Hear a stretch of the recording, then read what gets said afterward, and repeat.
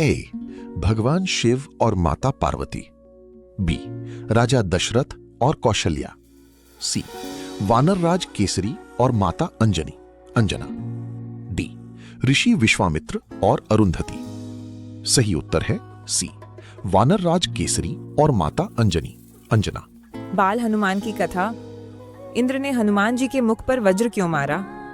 भाग 1. नमस्कार मित्रों, आज हम आपको भगवान हनुमान जी के बचपन की एक अद्भुत और प्रेरणादायक कथा सुनाने जा रहे हैं। ये वही कथा है जिसमें बाल हनुमान ने उगते हुए सूर्य को एक लाल फल समझ लिया था। लेकिन उससे पहले जानते हैं कि उनका जन्म कैसे हुआ और वे बचपन से ही इतने शक्तिशाली क्यों थे। त्रेता युग में धरती पर अधर्म बढ़ने लगा था। देवताओं ने भगवान विष्णु से प्रार्थना की कि वे धर्म की रक्षा करें।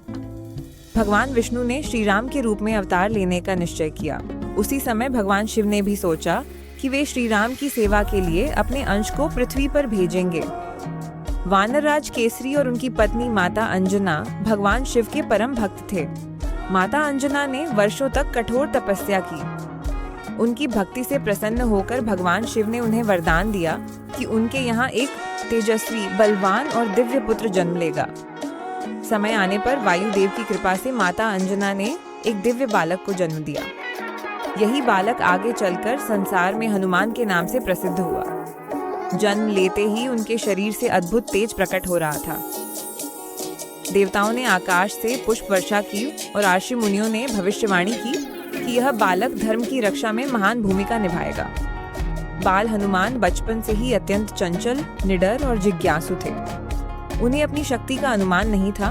वे जंगल में दौड़ते, ऊंचे ऊंचे वृक्षों पर चढ़ते और पल भर में एक स्थान से दूसरे स्थान पर पहुंच जाते। उनकी हर शरारत में भी मासूमियत झलकती थी।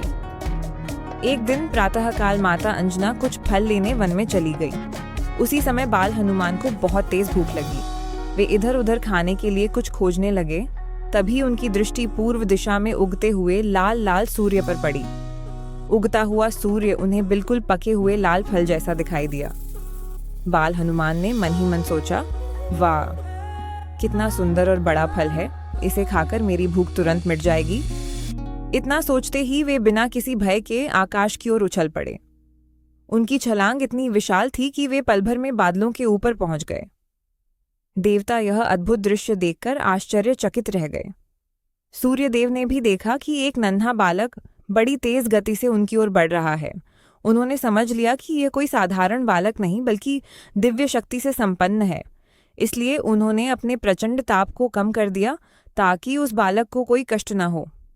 उधर राहु भी सूर्य ग्रहण करने के लिए सूर्य की ओर बढ़ रहा था, लेकिन उसने देखा कि उससे पहले ही एक बालक सूर्य तक पहुंचने वाला है। यह देखकर राहु घबरा गया और सीधे देवराज इंद्र के पास पहुंचा। राहु ने कहा, देवराज, आज कोई अद्भुत बालक सूर्य को निगलने के लिए आ रहा है। यदि ऐसा हुआ तो पूरी सृष्टि संकट में पड़ जाएगी। राहु की बात सुनकर इंद्र चिंतित हो उठे।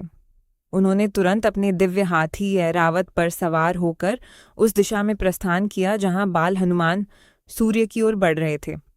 लेकिन इंद्र अभी तक यह नहीं जानते थे कि यह नन्हा बालक कोई दुष्ट नहीं बल्कि भगवान शिव का अंश है। आगे क्या हुआ? क्या इंद्र बाल हनुमान को रोक पाए? क्या सचमुच बाल हनुमान सूर्य को फल समझकर पकड़ लेंगे?